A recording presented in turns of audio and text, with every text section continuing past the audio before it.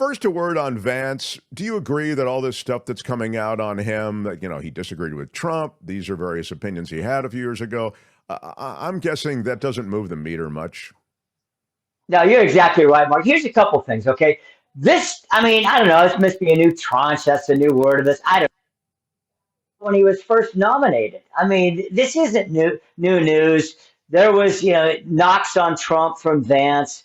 And then, of course, the natural response, well, wait a minute, in 2020, Kamala Harris's biggest debate moment was taking on Joe Biden over racism, right? And Joe Biden apparently was incensed that she would imply that Joe was a racist. I mean, this has gone on. You go back to Ronald Reagan, George Bush Sr., voodoo economics, he called Reagan's economic plan. All of a sudden, he ends up as the vice president on the ticket. I mean, so this isn't brand new kind of stuff. I think to your point, Mark, is it going to move the needle? No, I don't Yeah. think so. Yeah. I just think it's one more thing, and of course it's coming out again this week because of tomorrow night's debate. But really, honestly, from an objective political analyst point of view, I don't think this moves anybody one way or the other. So, on that, tomorrow night, does that fall into the same category too, the vice presidential debate? It doesn't matter. It only matters if somebody screws up. Although there have been some pretty high-profile screw-ups in vice presidential debates, and I don't know that they affected the general either.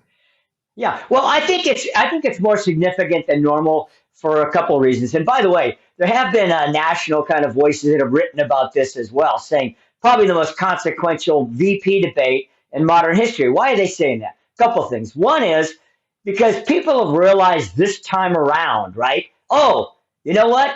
Who you pick for vice president can make a big difference. I heard you before I came on.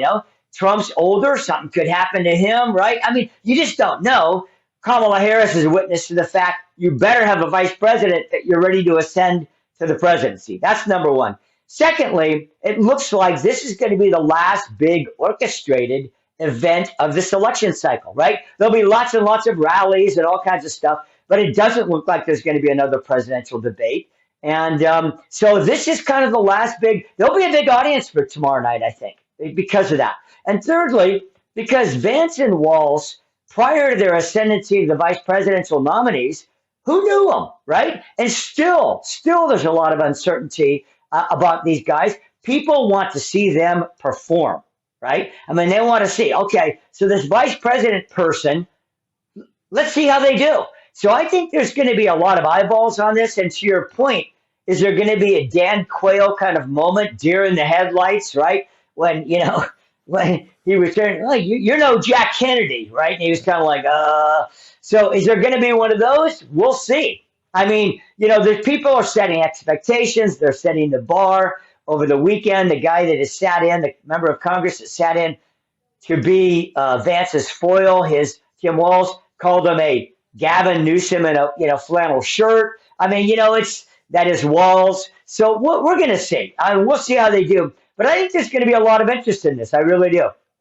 Yeah, with that line, you make me think of the fact that these days people are so savvy that if you have preloaded stuff like that, you need to perform it, if you will, utter it, say it, display it in an authentic way, which is not always easy. If it sounds canned, it actually backfires on you. I mean, there's certainly Yeah. things these days, you don't have a public that goes, oh, that's a great line. I wonder, what I mean?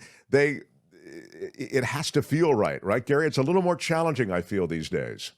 No, I think you're right. I mean, the master of this, of course, was Reagan and his debates. There you go again, right, with Jimmy Carter. Right. I mean, that became like a mantra, and I'm not going to hold, your young age against you on the age issue. But, I think that you're right, Mark. People are media savvy. But make no mistake about it. Everybody recognized there were some things that Kamala Harris said and did that clearly were structured into her debate prep. There's no doubt about that. Even people on her side said, yeah, we were ready for that, and she was ready to deliver that. So I have no doubt on both sides they're ready for it. And you're right, though. It has to look like it comes from your gut.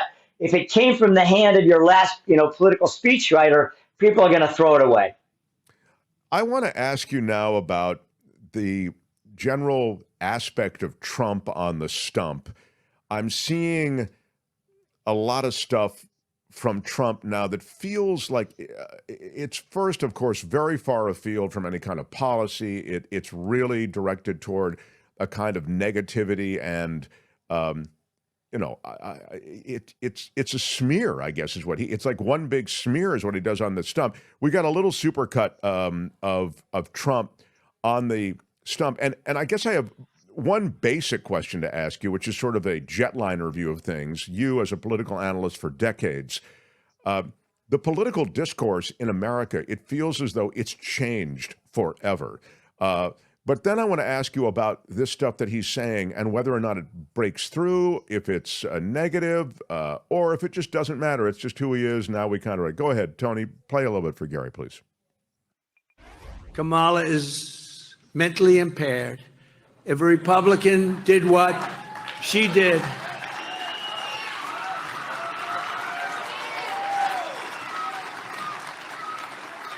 if a Republican did what she did, that Republican would be impeached and removed from office, and rightfully so, for high crimes and misdemeanors. Joe Biden became mentally impaired. Kamala was born that way. She was born that way. And if you think about it, only a mentally disabled person could have allowed this to happen to our country. Anybody would know this. There's something wrong with Kamala, and I just don't know what it is, but there is definitely something missing. And you know what? Everybody knows it. She's a stupid person. Stupid person. I don't care. I don't care. If they didn't cheat, I wouldn't even be here today. You know why? I wouldn't have to campaign. I'm here only because they cheat, and they cheat in this state, especially in Philadelphia. And I mentioned a couple other areas, but for the most part, but Philadelphia is out of control. Detroit is out of control.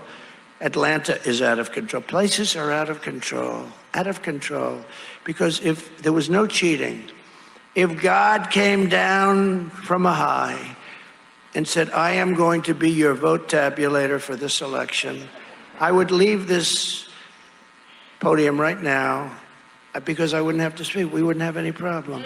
We have to have a landslide because they cheat so damn much. So with that, I turn to you and ask you, again, the political discourse has changed, maybe forever. All of a sudden, it's okay to kind of smear like this. But wow, he seems to have cranked it up to 11, Give me your sense of this, and does this reflect a desperation, or is it just who he is? Yeah, well, let me start with what I think is the more important question. That's your first one, Mark. I, for one, and I really truly believe that most Americans are in this place, recognize we pray and hope not forever. Okay. I mean, I really think that we have reached sort of an apex, and people are like, oh, I'm so done with this. How many times do you hear people say, I'm so over this election already, right? Let's move on. I think that there's a collective sigh whenever you hear this kind of garbage from whoever it comes from, right? It's like, this is not what we want our high school kids watching in their civics classes. All right. I mean, seriously. And I'm just hopeful, Mark, that the proverbial political pendulum, especially, whether Trump gets elected or doesn't get elected, I remind people in 4 years he's done, right? So, or less than that. So I think I'm hopeful that the discourse begins to calm down. That's number one. Number two, when it comes to the whole notion of Trump, this, as people will say, this is who you expect him to be, right? I mean, whether it's the people in his own party, right? I mean, bird brain, Mr. Small Hands about Marco Rubio. It just seems like this is, unfortunately, a part of Donald Trump's discourse that even as, many in his own party have decried, especially people in the U.S. Senate in his own party who are fighting like heck to take back control of that chamber, have kept saying, tone it down, stick with the policy, right? And, we got 5 weeks left. Do I expect this to change dramatically? Probably not. But again, to your prior point, does this really move the needle?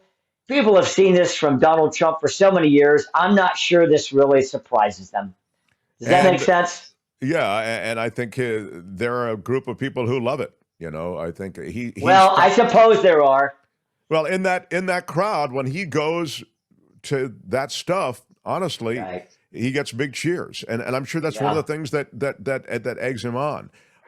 He went to another weird the mentally impaired thing that he accused. That was really just. I'm thinking, wow, man, it's an insult on so many different levels, including to those who have mental challenges or whatever. But I would also suggest that Tony, do you have the violence? Him calling for a day of violence. I mean, it's just he's riffing. I'm not suggesting that he sits down and writes this stuff out ahead of time. He just gets up there and riffs. And as a performer, he comes up with this stuff, but he really leaned in hard to the idea, and he knows that people in major cities, all of us are bothered by crime, what we see, these viral videos of people going in and jacking stuff from pharmacies and from department stores. And so he plays on this with calling for, or at least opening the door to a day of violence. Again, this won't be a policy, but it's just wild that he's musing in this way. Go ahead, Tony. And the funny thing with all of that stuff, look at the department stores, same thing. They walk into you see these guys walking out with air conditioners, with refrigerators on their back, the craziest thing. And the police aren't allowed to do their job. They're told, if you do anything, you're going to lose your pension, you're going to lose your family, your house, your car. The police want to do it. The Border Patrol wants to do it. Border Patrol, they're incredible. They want to do it. They're not allowed to do it because the liberal left won't let them do it. The liberal left wants to destroy them, and they want to destroy our country. If you had one day, like one real rough, nasty day with the drugstores as an example, where when they start walking out with, she created something in San Francisco, $950 you're allowed to steal. Anything above that, you will be prosecuted. Well, it works out that the 950 is a misnomer because you can steal whatever you want, you can go way above. But you'd see, originally you saw kids walk in with calculators. They were calculating. They didn't want to go over the $950. They're standing with calculators, adding it up. These are smart people. They're not so stupid, but they have to be taught. Now, if you had one really violent day, like a guy like Mike Kelly, put him in charge, Congressman Kelly, put him in charge for one day. Mike, would you say, he's right here, he's a great congressman. Would you say, Mike, that if you were in charge, you would say, oh, please, don't touch them, don't touch them. Let them rob your store.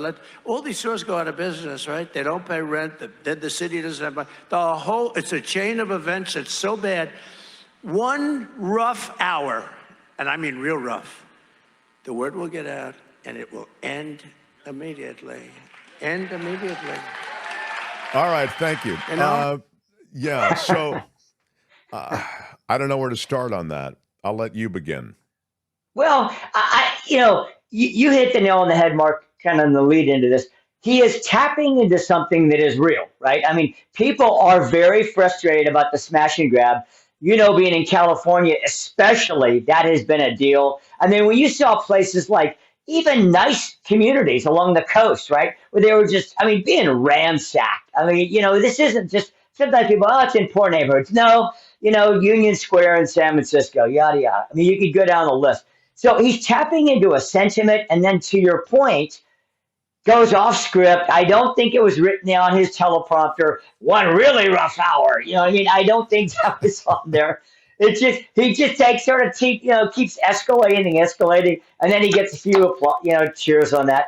No police chief is going to turn his guy into the gal's boots with billy clubs like, a major city 50, 60 years ago. That's not going to happen, right? But that's sort of the imagery he's stirring up as well. If you went in there and knocked heads, then we'd be done with this. If he would just stick with, look, they have a proposition in California to undo the $950 proposition. You know this, Mark. Prop 36 is going to be on the ballot. I'll tell you, if you look at the polling, he should just say, look at the polling for that now. That's being favored even by Democrats in California. It's winning. The polls show it winning by like 3-1.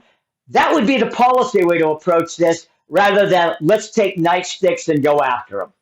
I don't think he has much of a head for policy. I don't think he really understands policy or wants to understand it. He's a kind of an entertainer. I think that's what you get from him. I mean, this has been said before. This is no revelation, but I think it's important to remind people because the press particularly normalizes this candidate, Donald Trump, as though he's like other candidates with a policy for the economy, a policy regarding foreign interaction, a policy for the border. There's no policy there. He smack talks all of these issues, and then others who are concerned with policy come in with policy. But he is someone who can't even explain his tariffs. Now, look, I understand I'm a partisan, but I'd objectively say, well, he's got some good ideas on such and such. For example, I think you make the point so beautifully, guess we both made it, which is that the frustration with this law and order or lack of it in some California cities and in cities nationwide is something that's a legit grievance.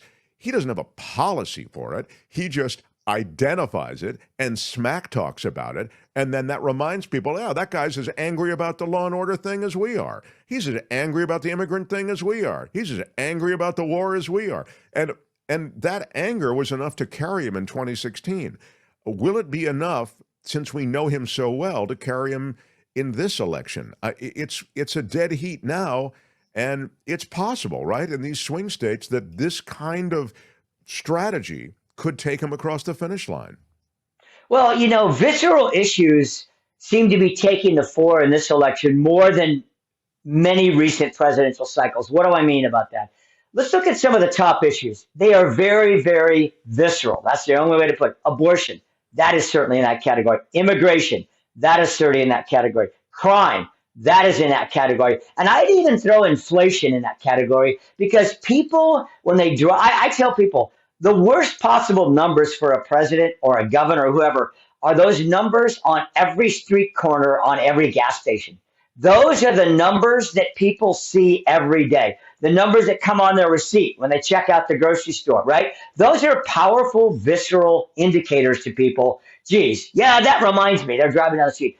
That's why I'm upset, right? Or they see a guy running out of the store with stuff. That's why I'm upset. So those visceral indicators, I think, have been very palpable and powerful. And I'll even throw, this is something people are writing about just in the last week, Mark.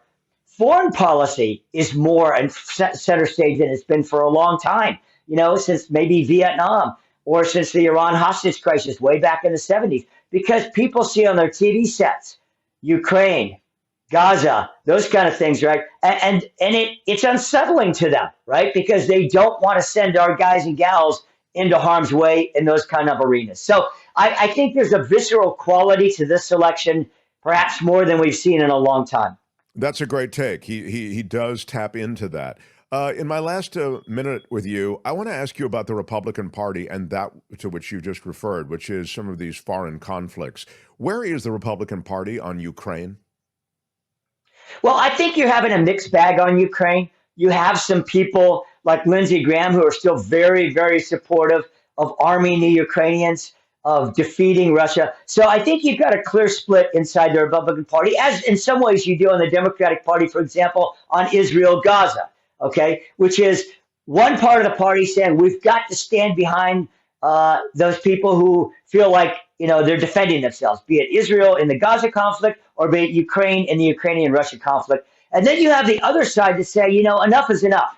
We need peace in Israel. We need to tone down the military stuff. And there's some in the Republican Party now, of course, saying this about Russia and Ukraine. We need to cut a deal. There needs to be. And so to me, if you look at it from a foreign policy graduate school course level, at some place like the Kennedy School, you'd say, this is a really interesting dynamic. It isn't totally isolationist on the part of either party, but there are factions that say you need to back off the military and get to the peace table. But it's just that it's different for the two parties in those two theaters. Does that make sense? Totally. It's fascinating. And I think it's interesting that you characterize it that way and suggest that this is a moment in time that way that could actually be studied, that because you're seeing a real pivot within the party, and not everybody is pivoting in the same way. Love talking to you. Where do you watch the debate, Gary Dietrich? I'm always curious as to, do you have to watch? You probably you're there, probably having to watch it in the studio because you're doing political analysis. Yeah, I'm going to be physically in our CBS Sacramento studios. I'm going to be on air right after the debate. I'll be on the 8 o'clock, the 10 o'clock, the 11 o'clock taping for the next morning. I'll be doing iHeartRadio from the CBS station. So I will watch it with our CBS team. They'll be doing some, kind of on-the-fly analysis, fact-check stuff, and asking me, hey, what do you think of the main points we ought to hit? We come out of this. So I'll be doing that. And then, of course, it'll be available across the platforms. But if people wanted to hear me in particular, you just go to CBS, go to our CBS app, and you can watch live real time. Across the top, you're going to see CBS Network, and then all of our regional markets, New York, LA, Sacramento. You click on CBS Sacramento, you're going to have the misfortune of seeing me. All right. We love our time with you, my friend. Gary Dietrich can be seen in all those places and heard across the iHeartRadio network. We'll talk to you next Monday. Thanks, Gary. Gary Dietrich, everybody. Gary Dietrich is brought to us by Bill Campbell at Remax Gold. Thank you, Bill. If you're relocating into or from Northern California, you need a highly respected real estate professional, and Bill Campbell is that professional. He's at Remax Gold. Call or even text him, 530-448-7474, 530-448-7474. We appreciate that Bill makes Gary's segment come to us every week. Thank you so much, Bill Campbell. Hi, it's Mark, and I thought that was great. Hit the notification bell. You'll know whenever there's a new video being dropped, and please subscribe to our channel to help us save the universe.